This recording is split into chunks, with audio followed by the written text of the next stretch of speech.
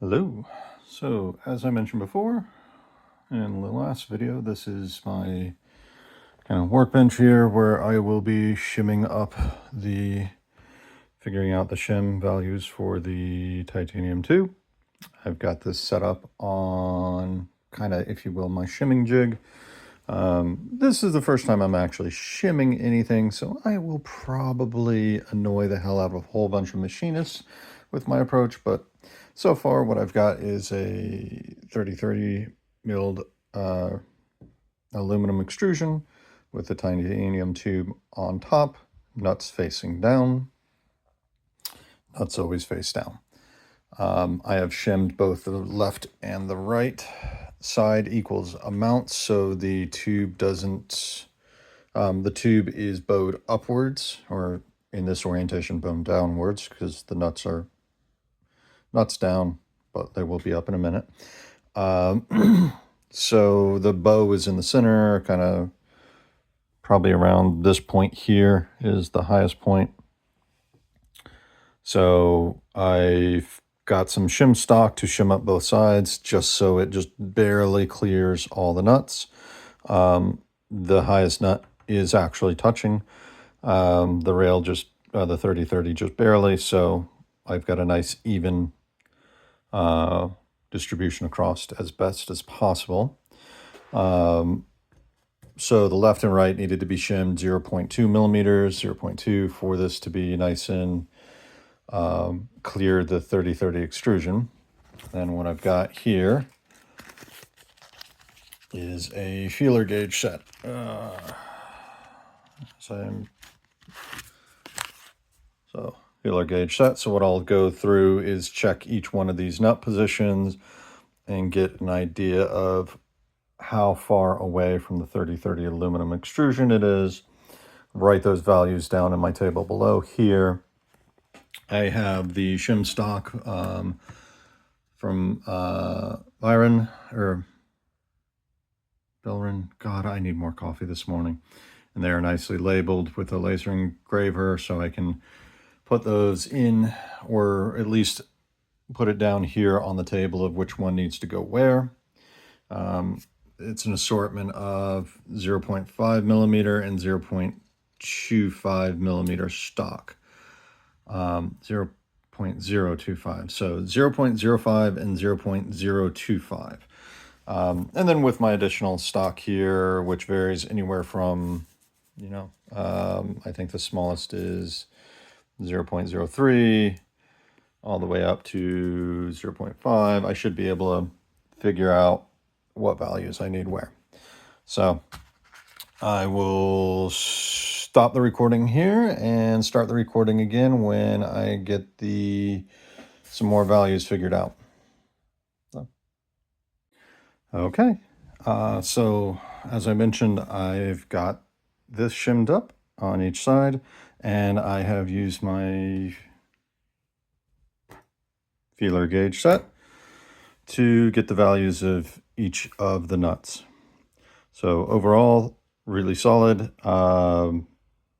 The center, you can see that it kind of bows up a little bit here, or the nut, kind of the nuts kind of start going up. This one's a little bit off, or that little high compared to the ones nearby. Then it kind of dips down again, and then 7 is really high. That is actually, number 7 is actually the one that's touching the aluminum extrusion and causing both sides to need to be 0.2 millimeter shimmed. Then it drops back down. So, and then the ends are 0.13 and 0.15 versus the 0.2. So you can kind of see the variance a little bit here, is that it, goes, it goes up kind of here, dips down a little bit, then jumps up, and dips down again, and then goes back down to normal. So this side is slightly higher than this side, with one nut being the main offender here. But all of this is, fairly within, expectation for milling. and for adding nuts on these. So, and then we've got the nice little 0.05, 0.05, 0.25, and he also has 0.1 or 0.01 millimeter shim. But looking at my values, I'm going to actually need some larger ones, so I can probably use, you know, the 5, 5, 5 here, combination of 5 and a 2, 5 here, or get some thicker shims. And the shim stock actually I got from Amazon is actually really spot on. So I've got some 10 snips, so I will probably end up just cutting to match his shims with mine, with my shim stock there, to get the other thicker values that I need that I don't have in his style. So I've got, 1.3, which will be perfect for this one. Not necessarily perfect for that one. I may have to shim it with something else there. I've got 0.5, 0.15. Oh, actually, you know what? Yeah, I can use that one there. 0.3, 0.4, 0.8. So I've got the values I have, surprisingly, are pretty spot on with the values I need. So that's going to be my next task, is figuring out which ones I need to cut for which nuts, and get those cut out and marked so I know which ones to install. So what I'll end up doing is I've got the 3D printer installed, or well, everything on the 3D printer. So let me actually go over there real quick, because I like pointing at things and going there and going, yay, this. So what I'm going to end up doing is removing all the bolts from the extrusion, from the rail here. Set those aside, so the rail will be kind of just free floating on that. Disconnect the plate, or the Y belts, from the joiners. Then I can move this forward and disconnect the joiner from the rail. Then this will make this lift up enough to where I can actually, I'm going to have to loosen the belts, but I'll be able to get the joiners removed and slide the aluminum extrusion out from underneath the tool heads without removing the tool heads.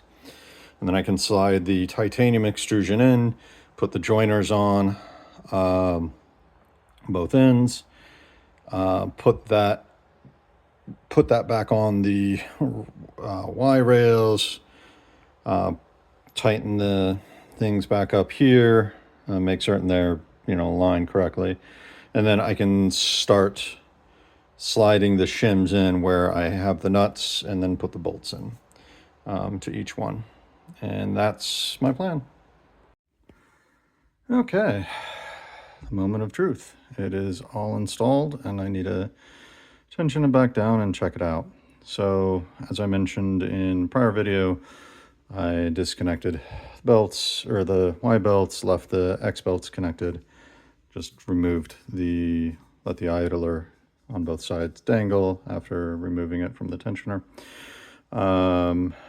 Then I loosened all the bolts, slid the 2020 out, removed all the bolts, slid the titanium rod in, adding the bolts just one thread, like 1 or 2 threads in, slid the joiners on, put the bolts in there just slightly snug, enough to where I could move the titanium tube still, tighten the joiners down, line them properly.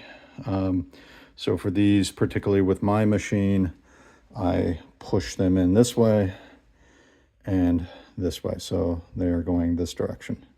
So in and forward lines them up properly with the way I have my machine set up.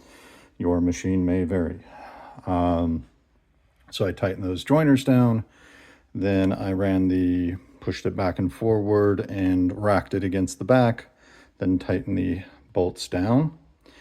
Then I did the rail, the 12mm rail. I put all the bolts in just snug or loose, lifted up the rail to slide in the shims at each bolt, then tighten them down to spec with a tension wrench, or a torque wrench. Tension, torque, and whatever this fucking thing is. Torque wrench, yeah, torque gauge wrench. Anyway, so they're all tightened to spec. So we'll see how it goes. Wish me luck.